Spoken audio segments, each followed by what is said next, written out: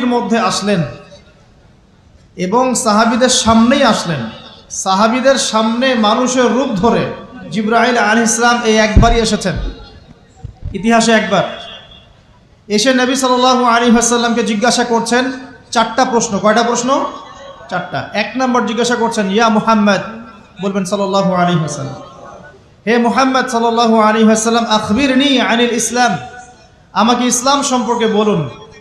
নবী সাল্লাল্লাহু আলাইহি ওয়াসাল্লাম বলছেন, ইসলাম হচ্ছে আন তাশহাদা আল্লা ইলাহা ইল্লাল্লাহ ওয়া আন্না মুহাম্মাদান আবদুহু ওয়া রাসূলুহু। ইসলাম হচ্ছে এই সাক্ষ্য দেয়া যে আল্লাহ ছাড়া কোনো ইলাহ নেই এবং মুহাম্মদ সাল্লাল্লাহু আলাইহি ওয়াসাল্লাম আল্লাহর বান্দা এবং রাসূল। এটা হলো প্রথম, অর্থাৎ কালিমা লা ইলাহা ইল্লাল্লাহ। এর অর্থ হচ্ছে আল্লাহ ছাড়া আমি কারো বিধান মানতে পারবো না। কথা কি বোঝা যায়? আল্লাহ ছাড়া আমি কারো দাসত্ব করব না। আল্লাহ ছাড়া কেউ আমার রব নয়, কেউ আমার রিজিক দাতা নয়, কেউ আমার জীবন দাতা নয়, কেউ আমার মৃত্যু দাতা নয়, এমনকি আল্লাহ ছাড়া বিধান দেওয়ার মালিকও কেউ না। মুহাম্মদুর রাসূলুল্লাহ অর্থাৎ আল্লাহকে পাওয়ার জন্যে যে তরিকা, মুহাম্মদ সাল্লাল্লাহু আলাইহি ওয়াসাল্লামের পথ ও পদ্ধতি অনুসরণ করতে হবে। এই তরিকার বাইরে অন্য কোনো তরিকা ফলো করা যাবে না। হ্যাঁ, তবে তার তরিকা ফলো করা যাবে যার কথা এবং কাজ নবীর সাথে মিলে যায়, আলহামদুলিল্লাহ। যারটা মিলে না তারটা নেওয়া যাবে না। মুহাম্মদ রাসূলুল্লাহ মানে নিজের মন গড়া কোনো কাজ করা যাবে না। ইবাদত করার ক্ষেত্রে প্রত্যেকটা কাজ নবী সাল্লাল্লাহু আলাইহি ওয়াসাল্লামের সুন্নাত মোতাবেক করতে হবে। মুহাম্মদ রাসূলুল্লাহ সাল্লাল্লাহু আলাইহি ওয়াসাল্লাম। দুই, ওয়া আন তুকিমাস সালাহ, তুমি 5 ওয়াক্ত সালাত আদায় করবে।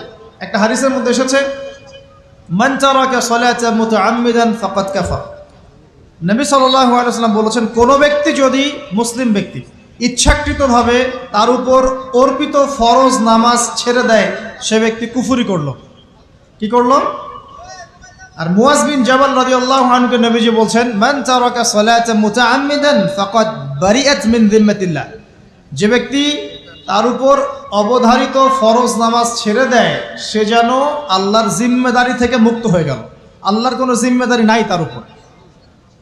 90% মুসলিমের দেশে এটা খুবই দুঃখজনক যে আমাদের মধ্যে বেশিরভাগ মানুষ 5 ওয়াক্ত নামাজ পড়ে না। শুধু বড় গলায় কি 90% মুসলিম বললে হবে?